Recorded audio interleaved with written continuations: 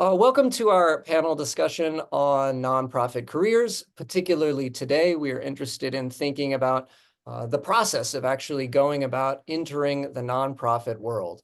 I'm joined today by two panelists who both hold doctorates and who have worked extensively in the nonprofit sector and in academia. On the panel today, we have Lily Peasley, professor of political science at James Madison University, and Connie LaFuente, program analyst at the Carnegie Corporation of New York and adjunct professor at the Teachers College. Sarah Sands, instructional associate professor of public administration at the University of Houston, will be helping co-moderate this session as a member of the APSA-related group on civil society, policy, and power.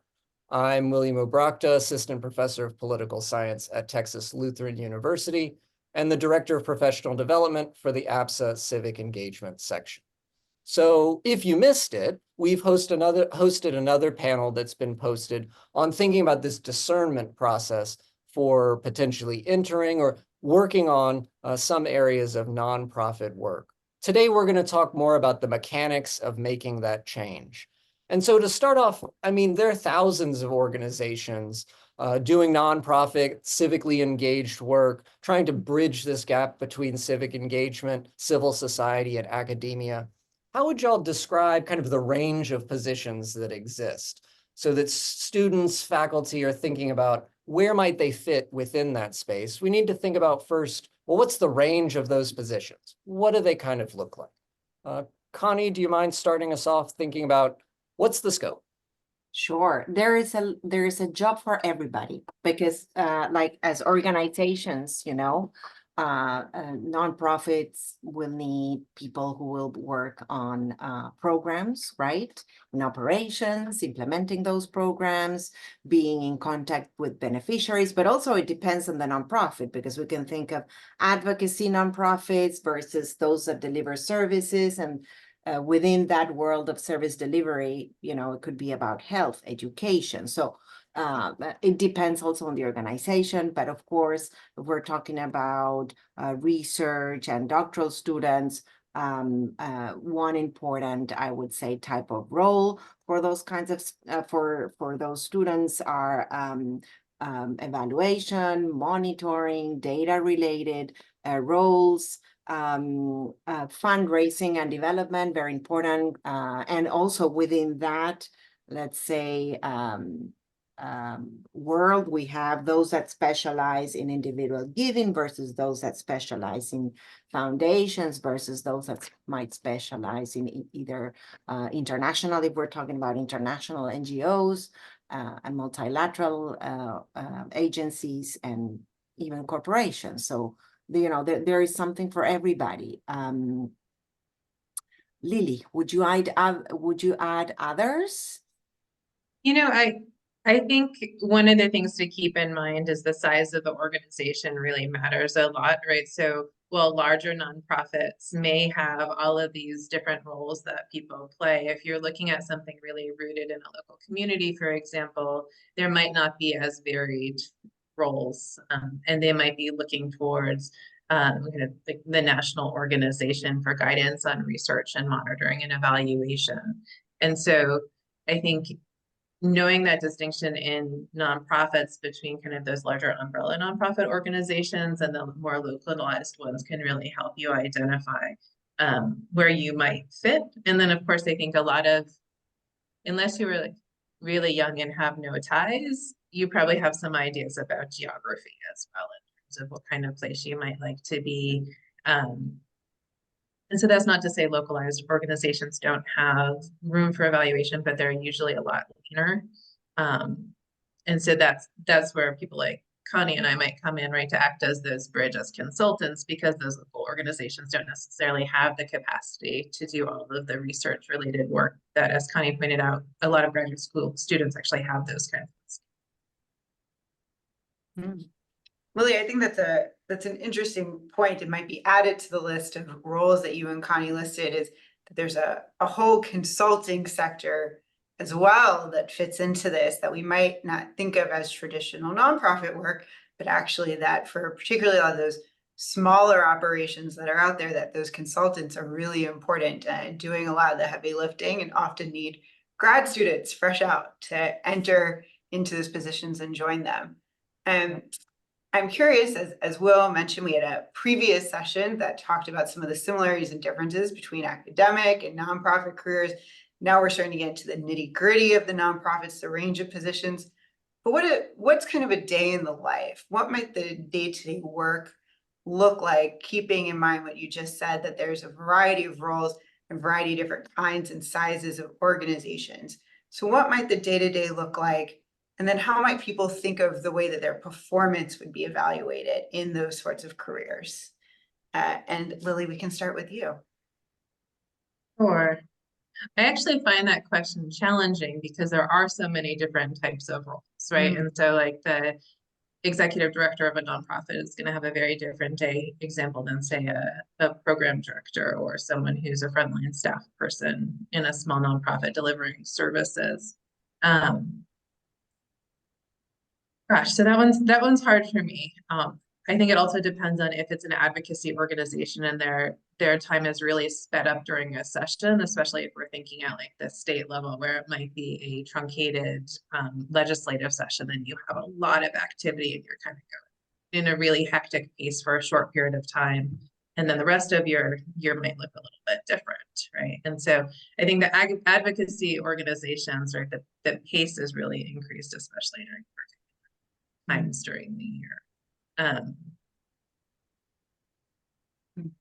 I think also if you are doing kind of the frontline service delivery, it's gonna look different, right? And if you're in an organization that serves kids in out of school hours versus one that is more interacting with the traditional 9 to 5, your hours are gonna change a lot.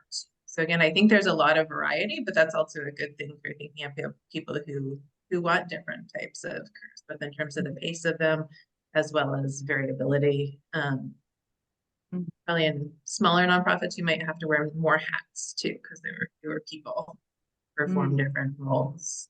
Then perhaps, Connie, before you answer, maybe a way that we should rethink about this question instead of the day-to-day, what might be some of the skill sets that people should be thinking about? What do they have that might be useful to the work in all these different roles? So are there skill sets that we might highlight and elevate that might help people think about making decisions about how would they want their work to look? Connie, do you want to give it a shot? Sure. And I would like to say that I agree with Lillian. I think it depends on the size of the organization. However, I wanted to add one more layer before answering this second question. And I was thinking of NGOs that have their, let's say, headquarters here, and then they do have field offices in other countries. And so that's one important distinction. And then in those kinds of nonprofits, and NGOs, actually they're the same thing, but NGOs usually operate their programs overseas. The work might look different, right? Between the headquarters versus the field offices that are the ones that are implementing the work. And then in terms of the skills, I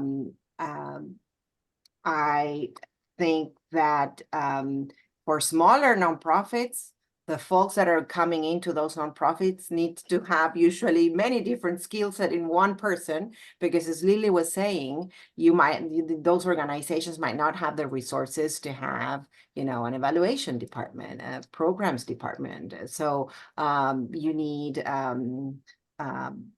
folks that combine different skill sets. Now we're thinking, let's say, of a medium-sized organization or even a bigger organization. Qualitative research, quantitative research for the monitoring and evaluation department. For example, if we're thinking of big NGOs like the International Rescue Committee, for example, or Save the Children, those organizations do have those departments. Program folks, right? And within programs depends also on the substance matter of those nonprofits and NGOs. Maybe they are within the health field, others education, others technology for social impact. So it depends also on the what, let's say, of their work. And yes, management, of course, that's very important in program management and operations. But as Lily was mentioning before, the organizations that are doing advocacy, and also it depends on the type of advocacy, right? They will need to either bring research and data from outside if they don't have those resources internally, or they will have to generate, right, those data points internally, and therefore that's another skill set that they need, in addition to the not the activists, but the folks who are actually mobilizing others for their advocacy action. So these are some examples of skill sets that are needed. I don't know if you would add others that I didn't. Yeah, I think again that range, right? When you think about people who are more introverted and just like want to sit with the research and the data, there's room for those folks. There are folks who should be out there mobilizing communities, right, and getting them engaged. There's room for those folks. People who are really interested in, say, technology and how to track outcomes. I think really increasingly a lot of nonprofits feel the pressure to demonstrate the results of their programming, right? And so that involves people with really research-oriented skills, both qualitative and quantitative, as Connie said, to help an organization do that. And so the kinds of skills that folks are learning in a doctoral program, for example, many of those are transferable to the nonprofit sector. And then if you're like, well, those skills aren't really for me, right? I like want to be on the front line, actually helping run a youth program, for example. There are those as well. I think that's a good transition into, now that we've kind of centered in on, there's a variety of roles, variety of organizations, but also that coming out of doctoral programs, there's also a lot of skills that you've kind of collected. You've created a toolkit for yourself, a toolbox along the way that could be very valuable to a lot of nonprofit organizations. So, you know, it's a dime a dozen of these sorts of talks that focus on that job search process in academia, and even some for specific non-academic jobs in industry. What about the job search profit and the process for nonprofits? How might that be different from what those coming to this talk might have heard about before in other processes? What makes the nonprofit job process different that our folks should know about? Connie, do you want to start? Sure. So I think that again, it depends on the nonprofit, but I think there's a lot, meaning bigger nonprofits might be more formal in their approach to recruiting new employees. But I think still in big and smaller and medium-sized NGOs, doing networking is very important. And maybe just trying to start that search, let's say, of course, before students complete their programs, using all while they're students, sometimes it's easier to get informational interviews. I think that is very important, and having a chance to really learn about, different organizations and starting maybe a connection with individuals that could help them in their search. Doing internships, I think it's also very, very important. And you were talking about before, Sarah, about, for doctoral students that have conducted research on particular issues, that issue is a hook, right? If that's the issue that the NGO or the nonprofit is working on. I think that nonprofits and probably the smaller ones are usually very open to having, volunteers or individuals to help them get better at something. So that's an entry point, maybe to start a relation with nonprofits that eventually in the future could offer roles for them. Lily, anything to add? Like I just keep saying, I agree with Connie. Yeah, I think the networking is great, and it's not only in terms of developing contacts within a particular nonprofit sector, but those folks are networked with other people as well, right? And so as you make those personal relationships, I think it's a lot easier to hear about jobs that might be coming open, and for someone to make that initial acquaintance between you and someone where you would like to work. So I would echo those volunteer opportunities, right? You don't have to have something as structured as an internship, but finding ways to interact with an organization and even approach them and say, I'm really interested in what you do. Do you have any opportunities, right? Don't wait to actually identify volunteer opportunities that exist, but help make them for yourself. And again, a lot of our nonprofits are really under-resourced and understaffed, and so they may really appreciate as long as you are committed, right? And you're gonna show up and you're gonna do the work that you've said you're gonna do. That can be a really viable way of gaining some experience if you feel like you don't have applied experience to bring to your resume. I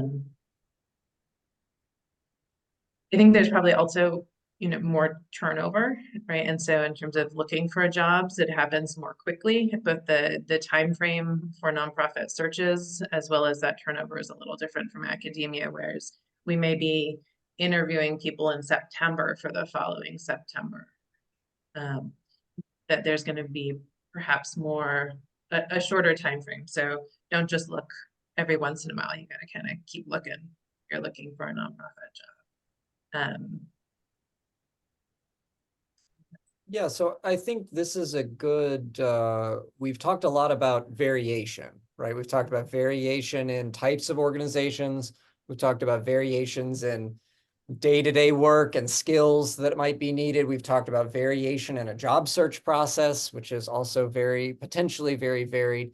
One thing that some of our viewers might be grappling with is approaching, if they're a graduate student, approaching their advisor and saying, hey, this is a career that I'm interested in going toward, perhaps because of some of this variation, that they're interested in pursuing it. But that approach for some graduate students can be intimidating or challenging. And on the other end, we might have faculty watching this session that are trying to be more supportive in encouraging those graduate students who are thinking about these ideas of work, but they see all the variation and they don't know where to start in terms of helping with that advising approach. So I wondered if we could go with this last question, kind of tackling both sides. If you're the student making an approach, discussing it for the first time with your advisor, what are some of the best ways to think about doing that? And then second, how can advisors be more effective and more supportive in students that have this kind of interest? So Lily, maybe you want to start off. I think from the student side, if you're wanting to go get advice, and whether that's from an advisor or another faculty member, or even an alumni or someone in an extended network, I think you need to do some of the work as a student to try to narrow down what your interests are, right? It's going to be really challenging if someone comes and says, oh, I'm interested in nonprofits. Where should I go from here? I'm going to ask those follow-up questions around, well, what interests you about them, right? What do you feel passionate about? What do you feel see yourself doing? What kind of work are you interested in? And without those kind of digging a little deeper and having you thought about them, it's going to be hard for me to direct you from there, right? So you got to do some of that analytical work first. And then that'll be a lot easier for me to say, oh, maybe you should reach out to this person, right? They have ties in this organization, or I know former students who are working in this particular field. Why don't you reach out to them? And so I do try to do some of that connecting between former students and other community members, but I need to have some direction from students, not just I'm interested in a nonprofit. Connie, what about your experience from Yeah. the other side? Well, I would say that first of all of my students come to me and ask me that question because my class is about NGOs. So they ask I'm being asked this question every semester that I teach my class. Going back to, I just wanted to highlight one thing and then answer your question. So the student, I would recommend to a student at least go and do, even if it's one day volunteer in a nonprofit or NGO to see what you're interested in. And then, be open to sharing your questions with your advisor, and maybe that's not the right person. Maybe it's another professor at the university who could help you with that, or even maybe it's somebody at the career center. It doesn't have to be your advisor necessarily, because from the perspective of the advisor, I would say the advisor needs to be generous, right? And there has to be some generosity also on, and the attitude of the advisor needs to be also proactive. In an ideal world, to facilitate the resources that the student needs. So in my case, what I do with my students is I connect them with, for example, if it's a student from India, and I know that I've had students before that are working in the NGO sector in India, I make sure that they all know who they are, that they know each other, so that they can help, that they can find their a network, right? That could be of support to them. Then I guess the way to help them is being a connector rather than sharing my own experiences, because experiences are so unique. And the NGO and the nonprofit sector, it's big. So it depends a lot on the type of organization, the domain of the organization that they're interested in. So yes, I think the advisors need to be generous and share information ideally. And that's what I hope to continue to do with my students. I love that idea of not only trying to be helpful, but also being generous and thinking about the student that's coming to you asking for advice in a generous way. And on the other end, right, going through that discernment work ahead of time that we talked about in the previous session, going in with a plan, having thought systematically through the process so that you can convincingly answer some initial questions about why are you thinking about this path, right? What is attractive about this path, so that then you can receive that advice from the advisor about, well, here's a direction maybe you can go in. So it's kind of this nice intersection and interaction that's taken place, and an advertisement to watch our previous panel on discernment in this area, right? So I want to thank all of our panelists for their excellent advice on this session about the mechanics of thinking about nonprofit careers and integrating them with academia, and again, encourage everyone to take a look at the session on discernment. Thank you all very much. I look forward to future conversations about this topic.